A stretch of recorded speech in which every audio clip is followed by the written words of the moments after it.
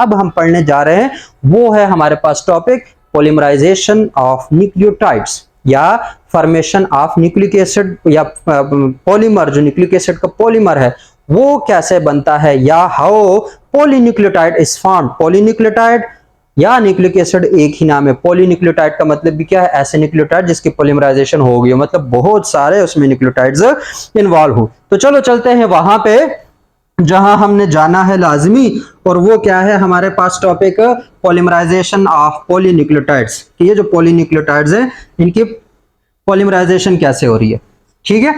तो अब हमारे पास ये सिंपल क्या है, एक एटीपी था जिसका स्ट्रक्चर है, जिसको मैं थोड़ा मिटा भी रहा हूं बाद में। मेन चीज क्या है हमारे पास, राइबोस, एडेनिन और फास्फेट के ग्रुप्स। क्या है हमारे पास मेन चीज, राइबोस, एडेनिन और फास्फेट के ग्रुप्स। एडेनिन तो यहाँ पे एग्जांपल है, यहाँ पे ग्वानिन भी हो सकता है, यहाँ पे साइटोसिन भी हो सकता है, यहाँ पे यूरासिल भी हो सकता है, यहाँ पे थाइमिन भी हो सकता है। ठीक हो गया। तो अब इसकी पॉलीमराइजेशन कैसे होती है, तो ये जो एडेनिन है इसको आगे मैं सिर्फ एडेनिन नाम लिखूंगा या कोई भी नाइट्रोजन बेस का नाम लिखूंगा, समझ जाओ कि वहां पे इस तरह का कोई स्ट्रक्चर है। ठीक है, तो इस चीज को मैं मिटाने लगा हूं क्योंकि हम पॉलीमराइजेशन समझने जा रहे हैं कि what is polymerization of nucleotides, या न्यूक्लियोटाइड जो है वो कैसे एक दूसरे के साथ लिंक करेंगे, इस चीज को समझो। दोबारा से कंसीडर कर रहे हैं हम कोई भी एक न्यूक्लियोटाइड, और वो क्या है हमारे पास एक न्यूक्लियोटाइड बिलफर्ज ये है, ये इसकी राइबोस शुगर हो गई, क्या हो गई, राइबोस शुगर। उस पे यहाँ पे एक नाइट्रोजनियस बेस है, बिलफर्ज में क्या देता हूं कि एडेनिन है। क्या है हमारे पास, एडेनिन है, वो कार्बन नंबर 1 पे चिपका हुआ है, उससे हमें कोई लेना देना नहीं। ये कार्बन नंबर 4 है और ये कार्बन नंबर 5 है। इस कार्बन नंबर 5 पे C है, उसके साथ 2 हाइड्रोजन है और P double bond O negative. ठीक है, हमारे पास ये क्या है, एक न्यूक्लियोटाइड, एक सिंपल सा न्यूक्लियोटाइड है। उसके बाद एक और मैं कंसीडर कर लेता हूं क्योंकि हम यहाँ पे न्यूक्लियोटाइड्स को आपस में लिंक करने वाले हैं। सो एक और न्यूक्लियोटाइड, उसके साथ बिलफर्ज एक और नाइट्रोजनियस बेस है, मैं कह देता हूं कि वो ग्वानिन है। वो क्या हमारे पास ग्वानिन है, और इसके कार्बन नंबर 4 और ये कार्बन नंबर 5, उसके साथ CH2 और एक हमारे पास इसके साथ और ग्रुप है कार्बन नंबर 5 पे फास्फेट का। ये दो न्यूक्लियोटाइड्स हैं। अब अगर इन दो न्यूक्लियोटाइड्स को हम गौर से देखें, पहले केमिस्ट्री के हवाले से समझते हैं, उसके बाद हम देखेंगे कि बायो में एग्जैक्टली इसको कैसे याद रखना है।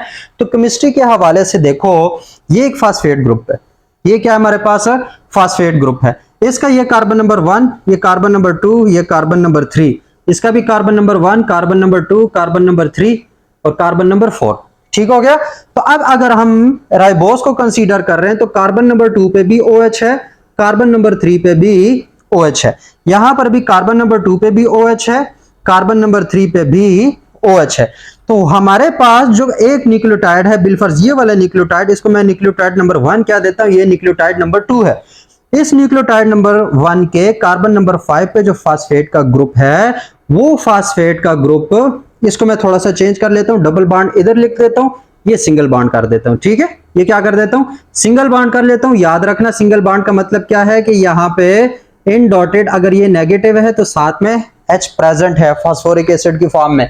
जब ये H प्रेजेंट है, अभी मैं केमिस्ट्री की बात कर रहा हूं, तो होगा क्या कि हमारे पास ये H और ये OH, ये दोनों बॉन्ड बना लेंगे और ये H2O की फॉर्म में रिलीज हो जाएंगे। H2O की फॉर्म में क्या हो जाएंगे, रिलीज हो जाएंगे। देखा, दोबारा से वही हुआ जो हमने लिपिड में किया, जो हमने कार्बोहाइड्रेट में किया, जो हमने प्रोटीन्स में किया। क्या किया, पॉलीमराइजेशन के दौरान एक रिएक्शन हुआ जिसको हम बोलते हैं कंडेंसेशन रिएक्शन। क्या बोलते हैं हम उसको, कंडेंसेशन रिएक्शन। और कंडेंसेशन रिएक्शन क्या होता है, एक ऐसा रिएक्शन जिसमें दो हमारे पास बिल्डिंग ब्लॉक्स, या दो हमारे पास न्यूक्लियोटाइड्स, या दो हमारे पास मोनोसेक्राइड्स, या दो हमारे पास अमीनो एसिड्स, या कुछ भी हो, जब वो आपस में जुड़ते हैं तो आपस में उनकी लिंकेज के दौरान H2O जो है वो रिलीज होता है, और उस रिलीज की वजह से उसको कंडेंसेशन रिएक्शन बोलते हैं।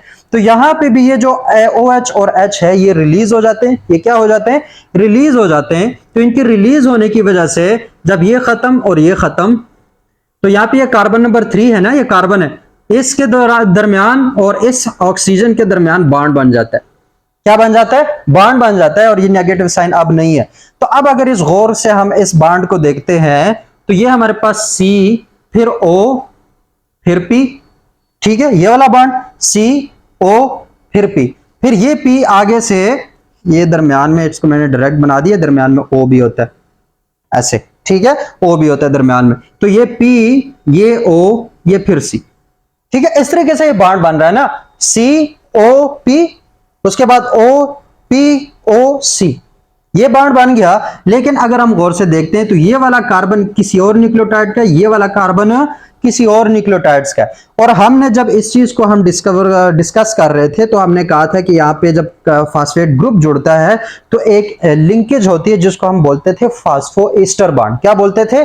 फास्फोएस्टर बॉन्ड। तो अगर इसको अलग से देखें या इसको अलग से देखें तो ये कार्बन, उसके साथ ऑक्सीजन और फिर फास्फेट का ग्रुप, तो ये हमारे पास फास्फोएस्टर बॉन्ड बन रहा है। लेकिन अब अगर गौर से हम देखेंगे, जब दो न्यूक्लियोटाइड आपस में मिल रहे हैं तो जब हम इसको गौर से देखते हैं तो एक फास्फोएस्टर बॉन्ड ये हुआ और एक फास्फोएस्टर COP ये हुआ, मतलब ये भी क्या है? COP, ये भी क्या है? COP। एक फास्फोएस्टर बॉन्ड ये हुआ, एक फास्फोएस्टर बॉन्ड ये हुआ, मतलब दो एस्टर के बॉन्ड बन गए, दो एस्टर के क्या बन गए?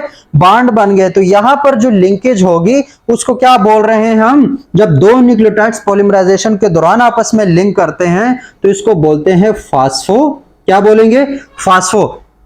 जब एक न्यूक्लियोटाइड के साथ जुड़ रहा है तो एस्टर बॉन्ड है, क्योंकि एक ही एस्टर बॉन्ड बन रहा है। लेकिन जब दो न्यूक्लियोटाइड्स आपस में जुड़ रहे हैं तो यहां पे इस फास्फेट की वजह से दो एस्टर बॉन्ड बन रहे हैं, एक एस्टर बॉन्ड इस न्यूक्लियोटाइड के साथ, एक एस्टर बॉन्ड इस न्यूक्लियोटाइड के साथ। तो इस बॉन्ड को हम क्या बोलेंगे? फास्फोडाइएस्टर बॉन्ड। क्या बोलेंगे? फास्फोडाइएस्टर लिंकेज या बॉन्ड, दोनों आपके मतलब सही है, ठीक है। चाहे फास्फोडाइएस्टर बॉन्ड कहो या फास्फोडाइएस्टर लिंकेज कहो, तो वो इस तरीके से आपस में जुड़ जाते हैं। क्या हो जाते हैं? जुड़ जाते हैं, और इनके जुड़ने की वजह से फास्फोडाइएस्टर बॉन्ड बन जाता है और उसके से दो न्यूक्लियोटाइड आपस में जुड़ जाते हैं। केमिस्ट्री में कहोगे तो फास्फोडाइएस्टर बॉन्ड क्या होता है? वो बॉन्ड जिसमें एक फास्फेट का जो ग्रुप है, मतलब ये वाला जो ग्रुप है, उसके दो हाइड्रोक्सिल यूज हो। क्या हो? बिलफर्ज ये हमारे पास P डबल बॉन्ड O, ये OH है, ये OH है, ये OH है, सही हो गया। तो अब ये हमारे पास फास्फोरिक एसिड है, फास्फेट ग्रुप है।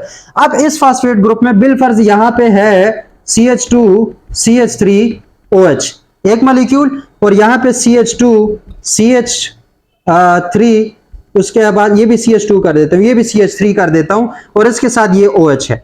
दो अल्कोहल ले रहा हूं, अब इसका भी हाइड्रोक्सिल ग्रुप है, इसका भी हाइड्रोक्सिल ग्रुप है। ये क्या है? इथाइल अल्कोहल है, ये प्रोपाइल अल्कोहल है, ठीक है। ये एथेनॉल है, ये प्रोपानॉल है। जब ये हमारे पास अब एक ही फास्फेट ग्रुप है, लेकिन यहां से H2O रिलीज हो जाता है और ये फास्फेट जो है यहां पे ऑक्सीजन के साथ वजह से इसके साथ जुड़ जाए, इस वाले कार्बन के साथ, क्योंकि इसका OH रिलीज हो जाएगा, और यहां से भी एक OH रिलीज हो जाए और ये जो ऑक्सीजन है वो इस कार्बन के साथ जुड़ जाए। तो अब अगर गौर से देखो तो ये एक फास्फेट दो अलग अलग मॉलिक्यूल्स के साथ, दो अलग अलग हाइड्रोक्सिल मॉलिक्यूल के साथ बॉन्ड बनाता है, एक POCA एक POCA। तो इसको केमिस्ट्री की जुबान में हम बोलते हैं फास्फोडाइएस्टर बॉन्ड। इसको क्या बोलेंगे? फास्फोडाइएस्टर बॉन्ड। तो अगर हम गौर से देखते तो एग्जैक्टली यही काम तो इधर हुआ है कि COP, उसके बाद COP, दो एस्टर बॉन्ड बन गए। तो यहां पर भी ये लिंकेज कौन सी हुई? फास्फोडाइएस्टर लिंकेज। ये क्या हुई हमारे पास? फास्फोडाइएस्टर लिंकेज। और ये लिंकेज आप लोगों के RNA में प्रेजेंट है, जैसे कि यहां पर देखो ये RNA है ना, क्योंकि इसके कार्बन नंबर 2 पे हाइड्रोक्सिल ग्रुप है, इसकी भी कार्बन नंबर 2 पे हाइड्रोक्सिल ग्रुप है। तो ये हमारे पास राइबोज शुगर है। तो इस तरीके से जो हमारे पास चेन बनेगी वो RNA की चेन होगी। अगर यहाँ पे सिर्फ ऑक्सीजन नहीं होती, मतलब सिर्फ हाइड्रोजन होता, तो फिर ये DNA की चेन बन रही है। तो चाहे RNA हो चाहे DNA हो, उनका जो बैकबोन है उसमें कौन सी बॉन्ड इन्वॉल्व होता है? फास्फोडाइएस्टर लिंकेज इन्वॉल्व होता है। क्या इन्वॉल्व होता है? फास्फोडाइएस्टर लिंकेज। तो होप्स हो कि जो फास्फोडाइएस्टर बॉन्ड है वो समझ आ गया। अब मैंने कहा था कि बायो में एक चीज को थोड़ा सा जहन में रख के चलना कि ये तो केमिस्ट्री में ठीक है ऐसे होता है, केमिस्ट्री में ऐसे होता है, लेकिन याद रखना बायो में थोड़ा सा डिफरेंट होता है एक्चुअल बायो में, ठीक है। समझने के लिए तो फास्फोडाइएस्टर बॉन्ड ऐसे ही बनता है, ठीक है। समझने के घर से क्या बता रहा हूं, क्योंकि हमारे अंदर जब DNA की रेप्लिकेशन वगैरह देखोगे कि ये DNA की पॉलीमराइजेशन कैसे होती है या RNA कैसे बनता है, तो उसके अंदर फास्फेट के बैकबोन के लिए क्या यूज होता है? बिलफर्ज में एक इस तरह का हमारे पास है, ये adenine guanine cytosine, adenine guanine thymine cytosine, adenine guanine thymine cytosine, cytosine cytosine adenine, ठीक है। अब इस तरह की तुम लोग कई जगह पे फिर पढ़ने वाले हो किस तरह के हमारे पास क्या एक सीक्वेंस मिलेगा आगे, क्या मिलेगा जेनेटिक्स में, उसके बाद डीएनए में, रेप्लिकेशन में, जहां पर भी देखोगे इस तरीके की सीक्वेंस मिलेगा। इस सीक्वेंस का मतलब क्या है, ये अलग न्यूक्लियोटाइड है, जैसे कि ये एडेनिन वाले न्यूक्लियोटाइड सारा, ये अगला जो है गवानीन वाला न्यूक्लियोटाइड है, जैसे ये वाला न्यूक्लियोटाइड सारा।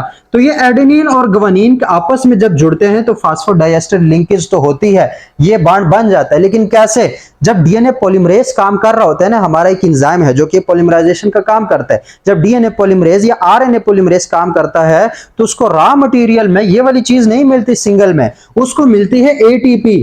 क्या मिलती है, एटीपी। उसको मिलती है जीटीपी, उसको मिलती है, और क्या मिल सकती है, सीटीपी, उसको मिलती है टीटीपी। मतलब क्या हुआ, try try try try try phosphate उसको मिलते हैं। उसको क्या मिलते हैं, ट्राई फास्फेट। उसको मोनोफास्फेट नहीं मिलते कि उन्होंने उठा के फास्फेट को इधर उधर जोड़ दिया, तो वहां पे आपको ट्राई फास्फेट मिलेगा। क्या, चाहे वो एडेनिन का हो, चाहे ग्वानिन का हो, चाहे साइटोसिन का, चाहे थाइमीन का हो, चाहे अगर आरएनए के केस में यूरासिल का हो, लेकिन मिलेगा आपको रॉ मटेरियल के तौर पर डीएनटीपी, या मतलब एनटीपी मिलेंगे अगर तुम लोग आरएनए बन रहा है, या फिर डीएनटीपी मिलेंगे। डीएनटीपी का मतलब क्या, डीऑक्सी, वहां पे ऑक्सीजन जो है नहीं होगा कार्बन नंबर 2 पे, तो आपको ये चीजें मिलेंगी जिसके अंदर 3-3 फास्फेट है, जबकि आपको फास्फोडाइस्टर बॉन्ड बनाने के लिए कितने फास्फेट चाहिए, जस्ट 2, मतलब एक ही फास्फेट बहुत है। तो वो जब ये उसको 3 फास्फेट मिलेंगे तो उन 2 फास्फेट का क्या करेगा भाई, तो वो जो हमारे पास उसको एटीपी मिलता है, एंजाइम उस एटीपी को लेता है, क्या करता है, कौन सा एंजाइम, डीएनए पॉलीमरेज। ये जो पॉलीमरेज एंजाइम तुम लोग नाम सुनोगे, ये पॉलीमरेज एंजाइम जो है, चाहे वो आरएनए हो या डीएनए हो, जब उसको ये वाले रॉ मटेरियल मिलते हैं, क्या मिलते हैं, ये रॉ मटेरियल, तो वो पहले इस एटीपी के 2 फास्फेट को तोड़ता है। वो पिछले वाले लेक्चर अभी याद करो कि हमने कहा था कि ये हमारे पास क्या है, यहां पे एक एडेनिन है, यहां पे ये, और उसके साथ 3 फास्फेट के ग्रुप हैं। क्या हमारे पास 3 फास्फेट के ग्रुप हैं, यहां पे बस समझ लो जो भी है। अब ये 3 फास्फेट में हमें फास्फोडाइस्टर बॉन्ड बनाने के लिए सिर्फ एक इस फास्फेट की जरूरत है, लेकिन ये 2 फास्फेट क्या होते हैं, इन 2 फास्फेट को तोड़ा जाता है। क्या किया जाता है, तोड़ा जाता है। ये टूटते हैं तो वहां से एनर्जी आती है, क्या आती है, एनर्जी आती है, और उस एनर्जी के जरिए इस न्यूक्लियोटाइड और इस न्यूक्लियोटाइड को आपस में जोड़ दिया जाता है, फास्फोडाइस्टर बॉन्ड बनता है। ज्यादा कॉम्प्लेक्स में जाने की जरूरत नहीं है, सिर्फ बायो के लिहाज से बता रहा हूं। तो वो हमारे पास क्या रिलीज होता है, पायरोफॉस्फेट रिलीज होता है।